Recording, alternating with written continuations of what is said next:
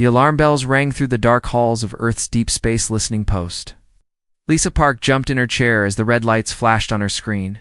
She'd been watching the stars for 3 years now, listening to radio signals from distant worlds. Most days were quiet. Today was different. The signal came from the edge of known space. It was weak and full of static, but Lisa could hear the fear in the alien voice. She turned up the volume and listened carefully. "Please, anyone who can hear this message. Our world is dying. They came from the dark between stars. They burn our farms. They hunt our children. We are not fighters. We grow food and tend gardens. We do not know how to fight these monsters. Our cities are burning. Our people are dying. Please help us. Please." The voice broke into sobs. Then, the signal went quiet. Lisa stared at her screen for a long moment. Her heart was beating fast. She had heard distress calls before, but never like this. The pain in that voice was real. These people were going to die if no one helped them. She picked up her phone and called Captain Jake Sullivan. He answered on the first ring. "What is it, Park?" "Sir, I have a distress signal. It's bad. Really bad. Send it to my office. I'll be right there." 20 minutes later, Captain Sullivan sat in Lisa's small office, listening to the recording. His face was hard as stone. When the message ended, he was quiet for a long time. "Any idea who they are?" Lisa pulled up her star charts. "The signal came from Kepler 44 to B. It's about 40 light years from here. According to our files, it's home to a species called the Zilani. Peaceful farmers. They trade food with other worlds, and the attackers. I ran the voice patterns through our database. Best guess is the Krex Dominion. They're slavers from the Outer Rim. Bad news, sir. Really bad news." Captain Sullivan nodded slowly. He had heard of the Krex. Every spacer had. They were the monsters that parents used to scare children. They took prisoners as slaves and killed anyone who fought back. Most civilized worlds stayed far away from Krex space. "Get me Admiral Morrison," he said. An hour later, they sat in Admiral Kate. Morrison's office aboard the space station orbiting Earth.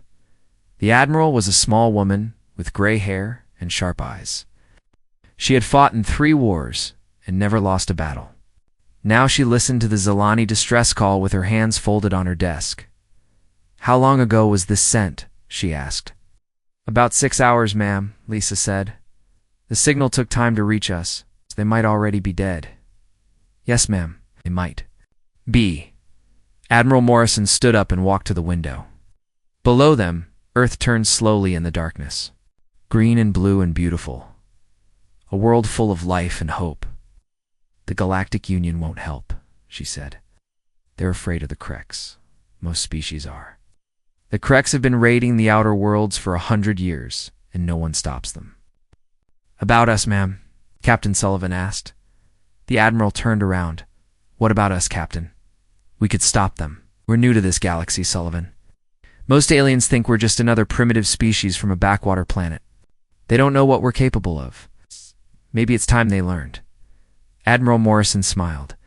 It was not a nice smile. "Maybe it is." She walked back to her desk and opened a secure channel to Earth's military command. Central Marcus Stone appeared. On the screen, he was a big man with scars on his face and steel in his voice. "What do you need, Admiral?" "I need the Retribution and her escort fleet ready for combat operations. Full Marine complement." "Where are we going? To answer a distress call?" "From who? Does it matter? They're farmers, General. They're being slaughtered by slavers. Children are dying." General Stone was quiet for a moment. Then he nodded. "How soon do you need them?" "Yesterday. The Retribution can launch in 4 hours. Colonel Ryan Hayes is already loading his Marines." "Good. Tell Hayes this isn't a police action. This is war." The channel closed. Admiral Morrison turned back to Lisa and Captain Sullivan. "Get me everything we have on the Krex Dominion. Ship types, weapons, tactics, everything," Captain Sullivan said. "The other species in the galaxy. They're going to ask questions. They're going to want to know why we're getting involved. Let them ask," the Admiral said. "We're humans, Captain. We protect those who can't protect themselves. It's what we do. 2 hours later, the UES Retribution powered up her engines. She was Earth's newest heavy cruiser, built for war. Her hull was black as space and covered with weapons. Inside, 2,000 Marines checked their gear and said their prayers. Colonel Ryan Hayes stood in the briefing room looking at pictures of the Kreks. They were tall and thin with too many teeth and claws like knives. They looked like nightmares. Made real. Listen up, he told his Marines. We're going to save some farmers from monsters. The farmers grow food and raise children. The monsters kill for fun. Any questions about which side we're on? The Marines shook their heads. They understood. Remember your training. Remember why we fight. Remember that Earth is watching. The Retribution and her escort ships jumped into hyperspace. Behind them, Earth turned in the darkness, peaceful and quiet. Ahead of them, a world burned under alien guns. The galaxy was about to learn what happened when you threaten children in front of humans. The human fleet dropped out of hyperspace at the edge of the Kepler system. Captain Jake Sullivan stood on the bridge of the Retribution and stared at the screens in front of him. What he saw made his blood run cold. Kepler-44 to be hung in space, like a wounded animal. The planet that should have been green and blue was covered in smoke and fire. Huge Kreks warships circled the world like vultures. Even from this distance, Sullivan could see the bright flashes of weapons firing down at the surface. My God, whispered Lisa Park from her station. She had asked to come on this mission. Now she wished she had stayed home. Report Sullivan. Ordered Lieutenant Alex Turner ran the scans. 12 Kreks heavy cruisers in orbit. At least 30 smaller ships. They're bombing civilian targets on the surface. Any response from the planet? Nothing, sir. No military signals? No defense? Systems. Just ... double quotes. Just screaming on the emergency frequencies. Admiral Morrison stepped onto the bridge. Her face was stone. Open a channel to the Kreks fleet commander. The main screen flickered. A creature appeared that looked like it had crawled out of hell. The Kreks commander was 8 feet tall with gray skin like a snake. His teeth were sharp as knives, and his eyes were black holes. When he spoke, his voice was like breaking glass. I am Fleet Commander Thexkar of the Kreks Dominion. You're in claimed territory. Leave now, or be destroyed. This is Admiral Morrison. Of the Terran Defense Fleet, Morrison replied, You are attacking a peaceful world. Withdraw your forces immediately. The Kreks commander laughed. It was a sound like bones breaking. Terran? I do not know this word. Are you another weak species come to beg for these plantetters? We're here to offer you one chance to leave peacefully. Peaceful. Thexkar's laugh grew louder. There is no peace in this galaxy. Soft mammals. There are only hunters and prey. Watch and learn which you are. The screen changed. Now it showed the surface of the planet. A Krek soldier stood in a burning city holding a small Zilani child. The child was no bigger than a human 5-year-old. It had blue skin and large eyes, filled with tears. Please, the child whispered in perfect English. Please help me. Thexkar appeared next to his soldier. He looked directly into the camera. This is what happens to those who call for help, he said. Then he took out a knife and killed the child while the camera watched. The bridge of the Retribution went completely silent. Lisa Park put her hand over her mouth. Several officers turned, away from the screen. Captain Sullivan's hands slowly formed fists, but Admiral Morrison just watched. Her face showed nothing. When the horrible scene ended, she spoke in a calm voice. Are you finished with your demonstration? Scar grinned, showing all his teeth. That was just the beginning, soft mammal. We have thousands more of these plant eaters. We will kill them all slowly while you watch. Then we will come for your world and do the same to your children. I see, Morrison said. Thank you for clarifying your position, the Kreks commander laughed again. Run home, soft mammals. Tell your people that the Kreks Dominion owns this sector now, so we will own all sectors. The transmission ended. The bridge stayed silent for a long moment. Then Admiral Morrison turned to Captain Sullivan. Captain, please transmit our response. What response, ma'am? No response. Actions speak louder than words. Morrison walked to the tactical station. Commander Wright, are our weapons ready? Yes, ma'am. All ships report ready for combat. Colonel. Hayes, are your Marines prepared? Hayes' voice came over the comm system. Ready and waiting, Admiral. My boys saw that transmission. They're not happy. Good. Neither am I. Morrison looked around the bridge. Every officer was watching her. These were good people, civilized people. They had families back on Earth. They believed in laws and justice and mercy, but they had just watched a monster kill a child for fun.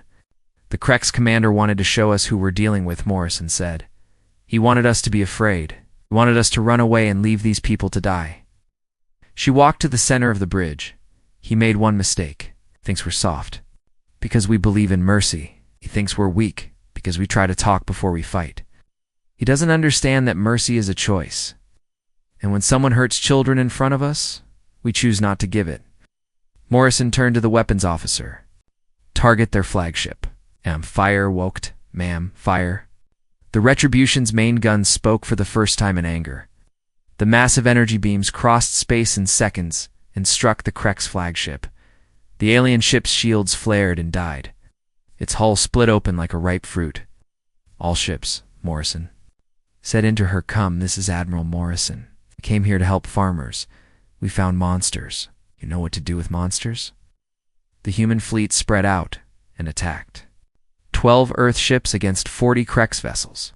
It should have been suicide, but the Krex had never fought humans before. They had never fought creatures that came from a world where everything tried to kill everything else. They had never fought predators who protected their own. The battle lasted 20 minutes. When it was over, the Krex fleet was scrap metal floating in space. Not one human ship was lost. Admiral Morrison looked at the burning wreckage on her screen. Somewhere down on the planet, children were still crying for help. But now help was coming. Colonel Hayes, she said, take your Marines down there. Find every Krex soldier on that planet. What are our rules of engagement, ma'am? Morrison thought about the child on the screen, about the fear in its eyes, about the monster who had killed it just to make a point. No. Prisoners, Colonel, no mercy. Show them what happens when you hurt children in front of humans. The dropships fell through the burning sky like metal meteors. Inside, 2,000 human Marines sat in silence. They had watched the transmission. They had seen what the Krex did to children. Now they were going to make sure it never happened. Again, Colonel Ryan Hayes checked his rifle one more time. Round him, his soldiers did the same. These were professional warriors from Earth. They had trained for years to fight in space. But this was different. This was personal. 2 minutes. 2 landing, the pilot announced. Hayes opened the comm channel to all dropships. Listen up, Marines. We're not here to capture territory. We're not here to make friends. We're here to save whoever is left and eliminate every Krex soldier on this planet. They wanted to show us what monsters look like. Now we show them what happens when monsters meet predators. The dropships touched down in what used to be a beautiful city. Now it was a wasteland of burning buildings and broken dreams. Smoke filled the air. The smell of death was everywhere. Staff Sergeant Mike Johnson kicked open his dropship door and led his squad onto the alien ground. The gravity was lighter than Earth, which made them faster and stronger. They would need every advantage. Movement. Ahead, reported Private Amy Davis. She pointed to a group of buildings 3 blocks away. I can see Krex soldiers. They're hurting civilians. Through his scope, Johnson could see them. Tall gray aliens with weapons, driving a group of blue-skinned Zilani like cattle. The Zilani looked terrified. Some were children. Rules of engagement, asked Corporal Ben Miller. Johnson remembered the child on the transmission. See a Krex, kill a Krex. No exceptions. The Marines moved through the ruined city like ghosts. They had trained for urban warfare on Earth, where every street corner could hide an enemy. Here, they used that training to hunt monsters. The first Krex patrol never knew what hit them. One moment they were laughing about their prisoners. Next moment they were dead. Johnson's squad moved like a pack of wolves, silent and deadly. Civilians secured, Davis reported. She knelt next to a wounded Zilani child. The alien looked up at her with big scared eyes. "It's okay," she said softly. "The bad things are gone now." Across the city, Major Susan Wells coordinated the rescue operations. Her job was to find survivors and get them to safety. But first, her teams had to clear out the Kreks. "Wells to all units," she spoke into her radio. "Grid 7 has a refugee camp. Looks like the Kreks are using it for target practice. I need that area cleared now." Lieutenant Tony Rodriguez led his platoon toward Grid 7. What they found there made them sick. The Kreks had set up cages full of Zilani families. They were taking prisoners out one by one and killing them for entertainment. "Take them," Rodriguez ordered. His Marines opened fire from 3 sides. The Kreks soldiers turned to fight, but they were not ready for human tactics. They were used to fighting farmers and civilians. They had never faced creatures that hunted for a living. In 15 minutes, every Kreks in the camp was dead. The Marine medics rushed to help the survivors. Many were hurt, but they were alive. That was what mattered. "Thank you," whispered an old Zilani woman. "Thought no one would come." "We always come," Rodriguez said. "That's what we do." Lieutenant Commander Alex Turner flew his fighter above the city, looking for Kreks positions. His sensors showed heat signatures all over the place. The aliens had spread out to cause maximum damage. "Turner to ground teams," he radioed. "I have eyes on a Kreks command post. Big building, north side of the city. Looks like they have prisoners." "Copy that, Turner," Hayes replied. "We're moving to intercept." Hayes led a full company of Marines toward the command post. These were his best soldiers, veterans of conflicts across human space. They moved with the precision of a machine and the fury of Earth's apex predators. The Kreks set up defenses around their command building. Its energy barriers, automated guns, mines in the street. It was a fortress designed to keep out desperate farmers. It would not keep out human Marines. Sergeant First Class Rachel Kim set the charges while her team provided cover. The explosions ripped through the Kreks' barriers like paper. Before the aliens could react, the Marines were inside. What happened next was not a battle. It was an execution. The Kreks commander inside the building was named Vexmore. He was Vexcar's second in command, left behind to oversee the slaughter. When the human soldiers burst through his doors, he grabbed his Zilani child as a shield. "Stay back, soft mammals," he hissed, "or this one dies like the others." Colonel Hayes stepped forward. His rifle was pointed at the alien's head. "Let the child go? Make me?" Vexamore laughed. He pressed his claws against the child's throat. Hayes pulled the trigger. The shot took off the top of the Kreks commander's head. The alien fell backward, dead before he hit the ground. The child ran to safety. "Sir," said one of his sergeants, "was that wise?" We could have questioned him. Hayes looked at the dead alien. "Question him about what?" "We know everything we need to know. They kill children, we kill them. Simple math." By the end of the first day, the city was secure. Every Krek soldier was dead. The surviving Zilani were safe in human-protected camps. Medical teams from Earth treated the wounded, while engineers began repairing the damage. Admiral Morrison received the reports from orbit. Over 3,000 Zilani civilians had been saved. 0 human casualties. The Kreks ground force had been completely eliminated. "What about prisoners?" she asked Colonel Hayes. "None, ma'am. They didn't want to surrender." Morrison nodded. She had expected that answer. "Very well, Colonel. Excellent work." But the job was not finished. Her sensors showed more Krek ships coming from deep space. News of the battle had reached the Kreks' home fleet. They were sending reinforcements. Admiral Morrison smiled. It was not a pleasant expression. "Let them come," she said. "We have more to teach them about humans." On the planet below, the Zilani children slept safely for the first time. In months, human Marines stood guard over their dreams, making sure the nightmares would never return. News of the battle at Kepler 4-4 to be spread across the galaxy like wildfire. In cantinas on distant worlds, alien traders whispered about the new species that had destroyed a Kreks fleet. On civilized planets, Governments called emergency meetings to discuss the humans. Even the mighty Galactic Union took notice. But the Krek's dominion was not finished.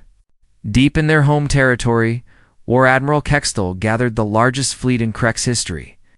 500 warships, the pride of their empire. They would show these soft mammals what real power looked like. On Earth, General Marcus Stone stood in the war room watching the tactical displays. Intelligence reports showed the massive Krek's fleet moving toward human space. It was the largest alien armada ever seen. "Sir," said his aide, "should we recall Admiral Morrison?" "Her small fleet cannot face those numbers." Stone shook his head. "Morrison knows what she's doing. Send her the intelligence data. Then send her everything we have." Back at Kepler 4 to B, Admiral Morrison studied the reports from Earth. 500 ships. It was more than she had expected, but not more than she could handle. Humans had faced worse odds before. "Captain Sullivan," she said, "how are the refugees?" "All secure, ma'am. We've evacuated the worst cases to our medical ships. The Zilani are tough people. They'll recover." "Good, Commander Wright. What did your intelligence teams find?" Commander Beth Wright pulled up her files. "We tracked down every slave camp in this sector, Admiral. 17 facilities holding prisoners from 12 different species. The Kreks have been at this for decades. How many prisoners total? Over 50,000, ma'am. All of them civilians taken from peaceful worlds." Morrison felt her anger growing cold and sharp. "Locations. Already mapped. We can hit them all simultaneously with the forces we have. Do it. I want every slave freed and every slaver dead before the main Krek's fleet arrives." The human task force split into smaller groups. Each team had a target. Each team had orders that were simple and clear. Free the prisoners, eliminate the guards, destroy the facilities. Captain Tony Rodriguez led the assault on the largest slave camp. It was built on an asteroid in the middle of nowhere. It's a perfect place to hide atrocities from civilized eyes. His Marines breached the facility in 12 places at once. The Krek's guards were caught completely off guard, expected to fight. Desperate prisoners, not professional soldiers from a death world. "This is Sergeant First Class Danny Brooks," came a voice over the radio. "I've found the children's section." "Sir, you need to see this." Rodriguez made his way through the facility. To where Brooks waited, what he saw there would haunt his dreams forever. Hundreds of alien children from dozens of different species, locked in cages barely big enough to stand in. Many were sick. Some were dying. "Get the medics down here now," Rodriguez ordered, "and find whoever is in charge of this place." They found the camp commander in his office trying to destroy records. He was a fat Krex named Gulvash who had grown rich selling slaves across the galaxy. When he saw the human soldiers, he dropped to his knees. "Please, I surrender. I am just following orders. I never hurt anyone personally." Rodriguez looked around. The office. The walls were covered with pictures of the commander's victims, trophies of his cruelty. "Just following orders?" Rodriguez said. "Where have I heard that before?" The camp commander never left that office alive. Across the sector, similar scenes played out at every slave facility. The humans moved with surgical precision, freeing prisoners and eliminating their captors. In 3 days, they had liberated every camp in Krek space. Dr. Helen Adams worked around the clock, treating the freed prisoners. Many had never seen sunlight. Others had forgotten their own names. All of them bore scars that would never fully heal. "Doctor," said a young alien who looked like a cross between a cat and a person, "are you really going to let us go home?" "Of course," Helen said gently. "That's what we do. We help people go home to their families." But the Krek said no one would ever come for us. They said the galaxy had forgotten us. Helen knelt down to look the child in the eyes. "The galaxy might have forgotten you, but humans never forget. We never leave people behind." Meanwhile, Admiral Morrison received a message from Earth. It was marked with the highest security codes. "Morrison," came General Stone's voice, "you have full authorization from the Human Defense Council. Rules of engagement are now unrestricted. The gloves are off, Admiral. Show them what we're really capable of." Morrison smiled. It was the smile of a predator who had just been told the hunt was on. The Krek's main fleet arrived a week later. War Admiral Kextal expected to find the humans. cowering behind their defenses. Instead, he found them waiting in open space, formed up for battle. "This is War Admiral Kextel of the Krex Dominion," he broadcast. "You are outnumbered 50 to 1. Surrender now, and we will make your deaths quick." Admiral Morrison responded from the bridge of the Retribution. "This is Admiral Morrison of the Terran Defense Fleet. You came here to retrieve your property, but we've already liberated all your slaves. They're free now. They're going home to their families." Impossible. Those facilities were secret, hidden. From us, we found them all. Every camp, every prison, every hellhole where you kept innocent people. We burned them all down. Kextel's voice became a roar of rage. "You have doomed yourselves, mammals. I will personally oversee the destruction of your pathetic world." "We're welcome to try," Morrison replied. "Know something about humans?" "What?" "We're very good at math. You have 500 ships. We have 43. But you forgot to account for one thing." "What is that?" "We're not trapped in here with you. You're trapped in here with us." "And the human?" Fleet opened fire.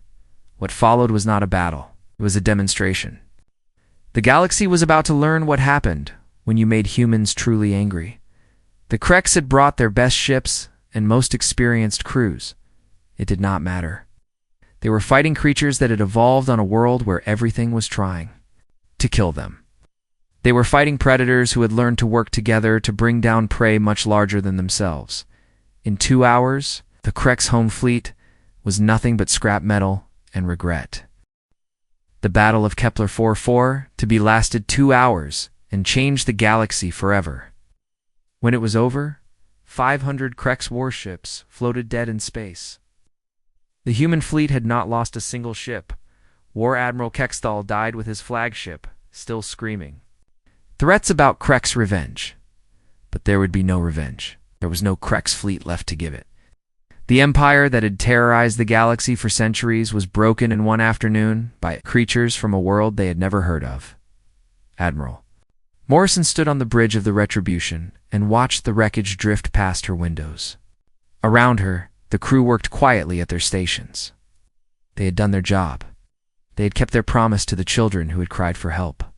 "Ma'am," said Captain Sullivan, "we're receiving surrender messages from Krex colonies across the sector. They want to negotiate." "No negotiations," Morrison replied.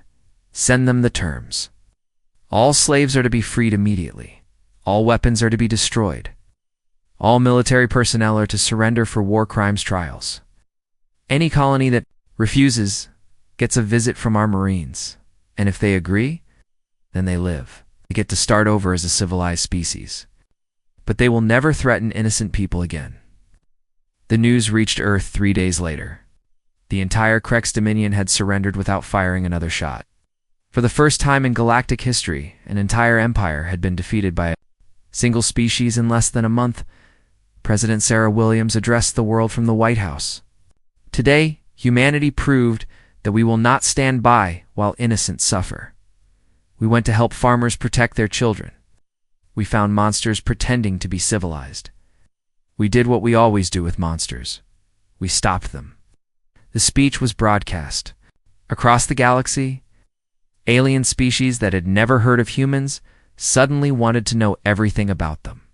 The primitive Deathworlders had just accomplished what the entire Galactic Union could not do. Ambassador Claire Jenkins arrived at Kepler 4 for 2B6 months later. She came to sign the first formal treaty between humanity and an alien species. Zalani government was waiting for her in their rebuilt capital city.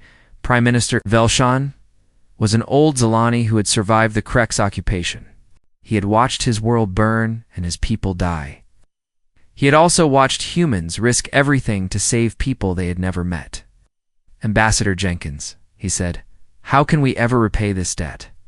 "There is no debt," Claire replied. "Protecting innocent people is not something you owe us for. It's just what decent beings do. Still, we would like to offer something. An alliance, perhaps? Our worlds working together?" Claire smiled. "You would be honored." The Kepler Accords were signed that day. It was a simple document that promised mutual aid and defense. But it was also something more. It was the first step toward a new kind of galaxy, where the strong protected the weak instead of preying on them, Commander. Don Foster spent months studying the battle records. His analysis would be taught in military academies for generations. How had 43 human ships destroyed 500 alien vessels? The answer was simple, but terrifying. Humans did not fight like other species. They did not seek to minimize casualties or preserve resources. When someone threatened their chosen family, they fought to completely eliminate the threat. They fought like apex predators defending their pack. The Kreks had expected a civilized battle with rules and mercy. Instead, they faced creatures that had evolved to hunt mammoths and survive ice ages. The outcome was never really in doubt. 6 months after the battle, Captain Joey Martinez took command of the new Kepler station. It was built from the wreckage of Krek ships, a fortress of twisted metal and human determination. The station served as both memorial and warning. Children from a dozen species played in the station's gardens. Zilani farmers worked alongside human engineers. Former slaves learned new trades and started new families. It was everything the Kreks had tried to destroy, rebuilt and protected by human hands. "Captain," said Lieutenant Lisa Park, now serving as the station's communications officer, "we're receiving another distress signal." Martinez looked up from his reports. "Where from?" "The Antares sector. A species called the Vegan are under attack by something called the Iron Claw Syndicate. Slavers, by the sound of it." Martinez stood up and walked to the communications console. He had heard this story before. Peaceful people being attacked by monsters. Children crying for help while the galaxy looked the other way. "Send a message." "To Earth," he ordered. "Tell them we have another situation that requires attention." "What should I tell the Vegan?" Martinez thought about the Zilani children playing in the station gardens. He thought about the former slaves learning to be free again. He thought about the promise humanity had made to the galaxy. "Tell them help is coming," he said. "Tell them. The humans are on their way." Lisa sent the message across space. It was simple and direct, the kind of message that would soon become famous throughout the galaxy. "This is Kepler Station calling all Vegan frequencies. We have received your distress. Call. The Terran Defense Fleet is en route to your location. To the Iron Claw Syndicate, you have 36 hours to withdraw from Vegan space and release all prisoners. Any ship still in that system after the deadline will be destroyed. To the Vegan people, help is coming. Keep their promises." The message reached the Iron Claw Syndicate 12 hours later. Their fleet commander was a veteran slaver who had operated in the Outer Rim for decades. He laughed when he heard the human ultimatum. His laughter stopped when his intelligence. Officers showed him the battle reports from Kepler 44 to be the entire Krek's dominion destroyed by one human fleet. 500 warships turned to scrap metal. In 2 hours, 34 hours later, when the human fleet arrived at Antares, they found the system empty. The Iron Claw Syndicate had fled into deep space, leaving behind their prisoners and their equipment. They wanted no part of whatever the humans were selling. The Vegan were free. Another species learned that calling for help was not hopeless, and the galaxy learned a new truth. The humans had claimed the role of protector. They were very, very good at their job.